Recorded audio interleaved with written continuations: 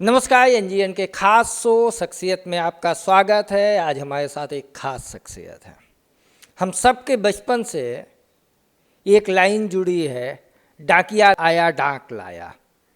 समय बदलता गया, डाकिया की जो छवि आती थी साइकिल में, खाकी वर्दी, टोपी, एक लंबा गांधी थैला लटका है, वह अब कम देखने को मिलता है। लेकिन वो डाकिया अकेला नहीं है। देश में लाखों लोग मिलके एक विभाग बनाते हैं जो डाक विभाग कहलाता है। और आज गुजरात रीजन के डाक विभाग के सबसे बड़े अधिकारी chief post master general Neeraj Kumar ji हमारे साथ हैं। हम उनसे बात करेंगे बदली हुई परिस्थितियों में, चुनौतियों में और नए अवसर में। यकीन मानिए, डाक विभाग का अतीत जितना शानदार था, भविष्य उतना चुनौती भरा लेकिन खुशनुमा होगा। इंडियन न्यूज में आपका स्वागत है सर। धन्यवाद, नमस्कार। आप अपने इस पूरे सफर को, डाक विभाग को कैसे देखते हैं? भारतीय डाक जन भावनाओं के साथ जुड़ा हुआ है और भारत के समाज का और भारत की इकॉनमी का ये जो सफ़र रहा है पिछले 150 साल का, उसके साथ साथ भारतीय डाक लोगों की भावनाओं और लोगों के जीवन से बहुत ही अंतरंग रूप से जुड़ा हुआ रहकर, और इसी वजह से अभी तक इसका अस्तित्व न सिर्फ बना हुआ है बल्कि और भी मुखर हो उठा है और भी प्रस्फुटित हो रहा है। शुरू से लेके आज तक जैसे जैसे तकनीक में, लोगों की आर्थिक आवश्यकताओं में और समाज में बदलाव आता रहा, डाक विभाग ने भी उस बदलाव को स्वीकारा है और उसके साथ ही इस विभाग के अंदर भी बदलाव आया है। आपका इतना लंबा सफ़र था, आपने तमाम चुनौतियां देखी, तमाम बदलाव देखे, आज टॉप बॉस पोस्ट को एंजॉय कर रहे हैं। ये आपका सफ़र कैसा था निजी तौर से? निजी तौर पर मेरा सफ़र, मैं इतना ही कहूँगा कि एक आम हिंदुस्तानी युवा जो सपने देखता है इस देश के लिए कुछ करने का और लोगों के जीवन में कुछ काम आने का, तो मैं अपने माता पिता और अपने ईश्वर का शुक्रगुजार हूँ कि मुझे यह अवसर मिला और सिविल सर्विसेज के द्वारा 1992 बैच में मुझे भारतीय डाक सेवा में प्रवेश मिला और तब से भारतीय डाक के माध्यम से हम लोगों के लिए कुछ न कुछ सेवा करते आ रहे हैं। इस जर्नी को मैं नटशेल में बस इतना ही कह सकता हूँ कि सेवा का जो ये अमृत है, इसका स्वाद अत्यंत आनंददायी है और सेवा का जो अनुष्ठान है ये तो निरंतर चलता रहेगा। समय के साथ डाक विभाग की चमक फीकी पड़ है। जो उसका सोशल इन्वॉल्वमेंट था, उसको आप कैसे देखते हैं? क्योंकि अब तो लिखना पढ़ना बंद हो गया, अब तो चिट्ठी का दौर ही नहीं बचा। समय के साथ चमक फीकी पड़ने की बात तो है, लेकिन साथ में मैं ये कहना चाहता हूँ कि जिसमें बदलाव को लाने का और बदलाव के साथ स्वयं को बदलने का मादा होता है, वो इस इवोल्यूशन के क्रम में न सिर्फ सरवाइव करता है बल्कि फ्लरिश भी करता है। तो रूप बदल के हमने अपने आप को लोगों की आवश्यकताओं के अनुरूप ढाला और दो तरीके से हम आगे बढ़े। एक तो जो आजकल आर्थिक रूप से हमारे समाज में जिस तरह से बदलाव आए और लोगों की आर्थिक आवश्यकताओं में, भारत के व्यापार में जिस तरह से बदलाव आए, तो पार्सल, ई कॉमर्स, लॉजिस्टिक्स, इन सेवाओं में बहुत ही प्रगति हुई है और भारतीय डाक में भी इस दिशा में बहुत प्रगति हुई। टेक्नोलॉजी का बहुत इस्तेमाल हुआ और आज बड़ी से बड़ी जो कुरियर कंपनीज हैं, ई कॉमर्स कंपनीज हैं, उनके साथ मिलके हमारा विभाग अत्यंत सफलतापूर्वक parcel, logistics, even international mail, export के क्षेत्र में भी पोस्टल एक्सपोर्ट के द्वारा बहुत कुछ काम कर रहा है। यही नहीं, जो छोटे उद्यमी, छोटे व्यापारी हैं जिन्हें आप एमएसएमई कहते हैं, उनके साथ भी मिलके उनके व्यापार को दुनिया तक पहुंचाने के लिए भारतीय डाक लगा हुआ है। दूसरा पक्ष ये है कि भारत सरकार की अनेक कल्याणकारी योजनाएं हैं जिनके द्वारा जनता तक लाभ पहुंचाना होता है। हमारा जो नेटवर्क है 1.5 लाख डाकघरों का, यह हमारी एक अभूतपूर्व एसेट है। इस नेटवर्क के द्वारा आज हमारी जो सरकार है वो अनेक योजनाएं जनता तक पहुंचाने में कामयाब हो रही हैं। इसका श्रेय भारतीय डाक की उस व्यवस्था, उस नेटवर्क को जाता है जिन्होंने अपना एक आंतरिक जो कैरेक्टर है, अपनी इंटेग्रिटी है, वो बना के रखी है। इंडियन पोस्टल सर्विस का एक बड़ा हिस्सा बैंकिंग बड़ा शानदार है, खासतौर से सुलभ बैंकिंग। इसमें इंटरेस्ट भी ज़्यादा है, बच्चों के लिए अलग अलग स्कीम्स हैं। इसका अवेयरनेस वो लेवल पे नहीं है, जब उसका हम टर्नओवर देखते हैं तो वो पीछे हो जाता है। ये सही बात है कि हमारे पास इस समय अत्यंत लाभकारी योजनाएं हैं, आकर्षक भी हैं और लाभकारी भी हैं। और ख़ास तौर से सुकन्या समृद्धि योजना जो बालिकाओं के लिए, सीनियर सिटीजन योजना, महिला सम्मान बचत पत्र इत्यादि अनेक योजनाएं हैं जिनका जो आजकल रेट ऑफ इंटरेस्ट है वो बाज़ार में हाईएस्ट है। तो इसमें जो जानकारी पहुंचाने की बात है, जी हाँ, इसमें हम लगे हुए हैं और हमारा प्रयास है कि अधिक से अधिक जानकारी जो है लोग तक हम पहुंचाएं। और हमारी कोशिश है कि जल्दी ही करोड़ों करोड़ जनता, कम से कम गुजरात राज्य की जो जनता है, वो इन योजनाओं का लाभ उठाए। इंडियन पोस्टल डिपार्टमेंट ज़ूलर इंडिया की आत्मा है एक तरह से। जब कोई एक कंपनियां जहां नहीं पहुंचती, खासतौर से क्लास थी, ज़ूलर इंडिया, वहाँ पे डाक डिपार्टमेंट है और सरकार की तमाम योजनाएं वहाँ जाती हैं तो डाक डिपार्टमेंट के थ्रू जाती है, चाहे वो सस्पेंशन हो कि नियुक्ति हो, खुशी गम दोनों डाकिया के साथ जुड़ा हुआ है। इस सफ़र में सुधार की एक गुंजाइश है, आप इसको कैसे मानते हैं? क्योंकि आपसे ये सवाल इसलिए अहम है कि आप निर्णय करने के अधिकार में हैं। सुधार के प्रयास हो रहे हैं, सुधार की गुंजाइश को समझा गया और पिछले दशक में टेक्नोलॉजी के द्वारा हमारे नेटवर्क को मजबूत करने की कोशिश की गई। भारत में संचार क्रांति तो हो रही है, इसको हम सब लोगों ने देखा है। हमारा उद्देश्य था कि संचार क्रांति के साथ संलग्न होके, सम्मिलित होके, इसको उपयोग करते हुए हम लोगों तक जो है पहुँचें और सशक्त रूप से पहुँचें। आज हमारी सारी सेवाएं टेक्नोलॉजी बेस्ड हैं और संचार के विभिन्न माध्यमों का उपयोग करके, चाहे वो मोबाइल फ़ोन हो या रूरल आईसीटी डिवाइसेस हों, इनके द्वारा हम अपनी सेवाएं प्रदान करते हैं। बैंकिंग हो, कल्याण योजनाएं हो, पार्सल्स हों, चिट्ठियां हों, आज हमारा सारा का सारा काम पूरी तरह से टेक्नोलॉजी के साथ होता है। तो हमारा प्रयास है कि आज की युवा वर्ग का या आज की जनता का, इसकी जो भी इनकी अपेक्षाएं हैं, इनके जो एस्पिरेशंस हैं, उनको हम पूरा करें।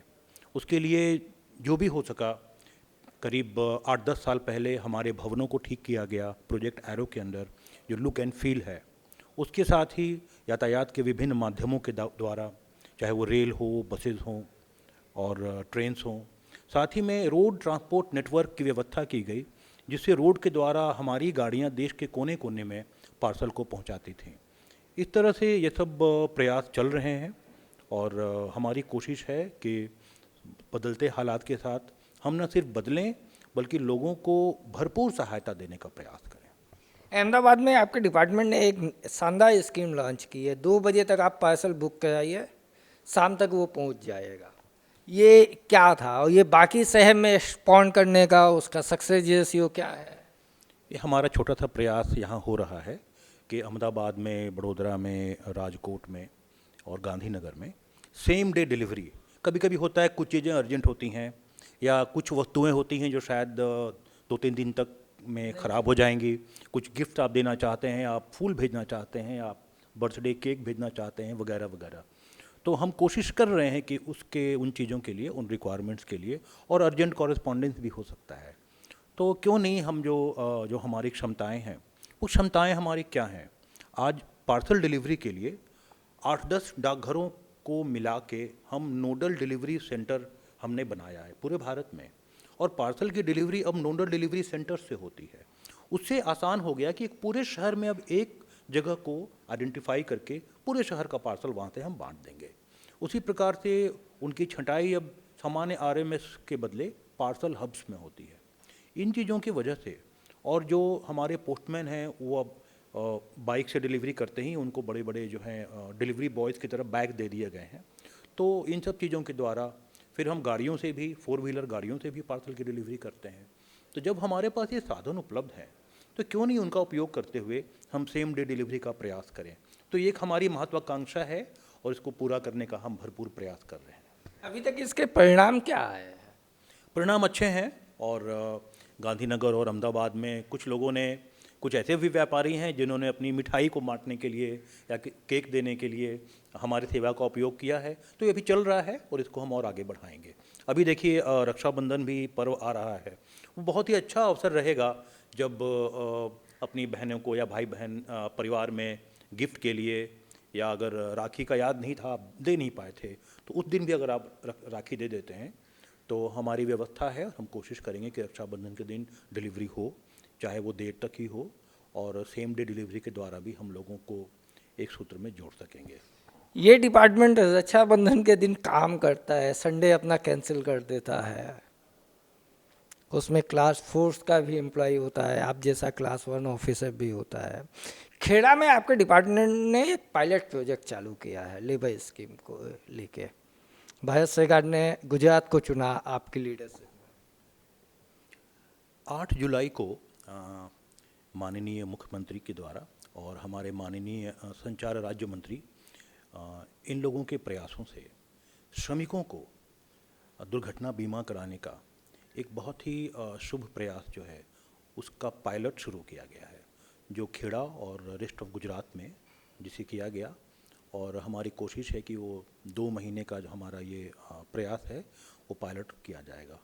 इसमें यही है कि विभिन्न जो इंश्योरेंस कंपनियां हैं, उनके प्रोडक्ट को, जो इंश्योरेंस है, वो हमारे इंडिया पोस्ट पेमेंट बैंक के माध्यम से और हमारे डाकघरों के माध्यम से श्रमिकों तक पहुंचाया जाए।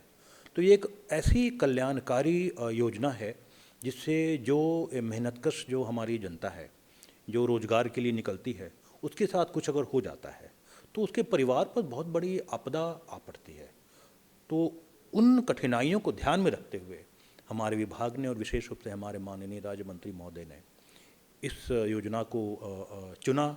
इसका जो कंसेप्चुलाइजेशन है वो उन लोगों ने किया है और ये पायलट अभी हमारा चल रहा है। अभी तक पायलट का जो रिजल्ट्स हैं वो कैसे हैं? क्योंकि गुजरात में हम आप जिस राज्य से हैं, बड़े माइग्रेंट्स हैं लेबर्स इंडस्ट्रीज में ख़ास तौर से, और हम सबके जीवन में ऐसा होता है कि महीने में 1-2 फ़ोन आता है कि उसकी डेथ हो गई, अब 100 ले जाने के लिए पैसे नहीं है। सही बात है। तो मात्र करीब 300 और 500 रुपये की हमारी ये स्कीम्स हैं और 5 लाख और 10 लाख की मैक्सिमम जो राशि है वो देने की योजनाएं हैं। तो इसमें ये है कि सही बात है, जिस राज्य में आर्थिक जो गतिविधियां हैं जितनी ज़्यादा होंगी, श्रमिक और माइग्रेंट श्रमिक जो आप कह रहे हैं, श्रमिक कहीं के भी हों, तो वो आके अपना काम करते हैं और श्रमिकों के हाथों से ही अर्थव्यवस्था की नींव जो है वो रखी जाती है। तो गुजरात हो या कोई भी राज्य हो, जहाँ भी काम धाम चल रहा है, चाहे भवन निर्माण हो, स्कूल बन रहे हो, रेलवे लाइन बन रहे हो, रोड बन रहे हैं, तो श्रमिक तो सब जगह हैं। उनके लिए ऐसी कोई व्यवस्था होती, ऐसा प्रयास किया गया है और अभी हमारा पायलट चल रहा है। आपका साहित्य से एक लगाव है, जो मैंने आपके विषय में कुछ थोड़ी बहुत जाना है, और आपका एक कंपटीशन होने वाला है डाक विभाग में। तो लिखने पढ़ने से ही डाक विभाग का जन्म हुआ, कोई चिट्ठी किसी के लिए लिखे इसलिए डाक विभाग का जन्म हुआ। वो क्या है? डिजिटल इंडिया पे आपका एक नेशनली कंपटीशन होता है। ऐसा है कि लिखना जो है अपनी भावनाओं को अभिव्यक्त करने का बहुत ही सशक्त और सटीक माध्यम है। देखिए, मानव जाति के विकास में संप्रेषण भावनाओं का जो संचार है वो बहुत ही महत्वपूर्ण रहा, और उसमें लिखना बहुत ही ज़्यादा, हमारा जो साहित्य है वो इतना समृद्ध है, वो इसीलिए कि हम में से कई पढ़ने वाले थे और कई लिखने वाले भी थे। तो इस आदत को अभी डिजिटल क्रांति के बीच में बनाए रखना बहुत आवश्यक है, क्योंकि जब आप लिखने बैठते हैं तो अपने विचारों को खुलकर व्यक्त करते हैं, और विचारों को खुलकर व्यक्त करना हमारी मनोवैज्ञानिक जो बनावट है और हमारा मनोवैज्ञानिक स्वास्थ्य है, उसके लिए बहुत आवश्यक है। और समाज में जो परस्पर संबंध हैं, इसके स्वास्थ्य के लिए भी लिखना बहुत ज़रूरी है। इन्हीं बातों को मद्देनज़र रख के कुछ वर्ष पहले ढाई आखर यह एक आप जानते हैं ढाई आखर कहाँ से आया है, ढाई आखर प्रेम का पढ़े तो पंडित होए, कबीरदास की ये वाणी है। इससे प्रेरणा लेके, क्योंकि इस कबीरदास की वाणी में भी एक संदेश है, तो उस संदेश को भी ग्रहण करते हुए ये शुरुआत भारतीय डाक ने की है कि जो युवा हैं, बच्चे हैं, वो लिखते रहें और मन की बात को बताते रहें, जिससे जो है एक सामाजिक स्वास्थ्य है और मनोवैज्ञानिक स्वास्थ्य है वो भी बना हुआ रहे। 10 साल बाद जब हम 2033 में होंगे तब भारतीय डाक का स्वरूप क्या होगा, क्योंकि पिछले 20 साल में बहुत तेज़ी से सब कुछ बदल गया। पहले जब बजट आता था तो उसमें एक खबर ये होती थी कि अंतर्देशीय वो पोस्ट कार्ड के भाव बढ़े कि नहीं बढ़े, और एट द जर्नलिस्ट वो एक अलग से बॉक्स बनता था। अब तो वो लगभग स्पेस ही खत्म हो गया ना। आधुनिकतम तकनीक के द्वारा प्राचीनतम विरासत की हिफाजत करते हुए जन जन तक सबों को एक सूत्र में जोड़ते हुए भारतीय डाक युवा हो या वृद्ध सबकी आवश्यकताओं को पूरा करता हुआ नजर आएगा 2033 में। यही हमारा स्वप्न है और यही हमारा विश्वास है। तो आपने देखा युवाओं की उम्मीद और वरिष्ठ नागरिकों की अनुभूति दोनों को मिला के डाक विभाग आगे भी कदम बढ़ाने के लिए तैयार है। हमारे साथ नीरज कुमार साहब थे। ये इनकी भाषा से आपको अंदाज़ा आ गया होगा कि साहित्य में इनकी पकड़ कितनी मजबूत है और इनकी वैचारिक शक्ति कितनी ऊर्जावान है। आपने बात की, शुक्रिया, धन्यवाद, नमस्कार।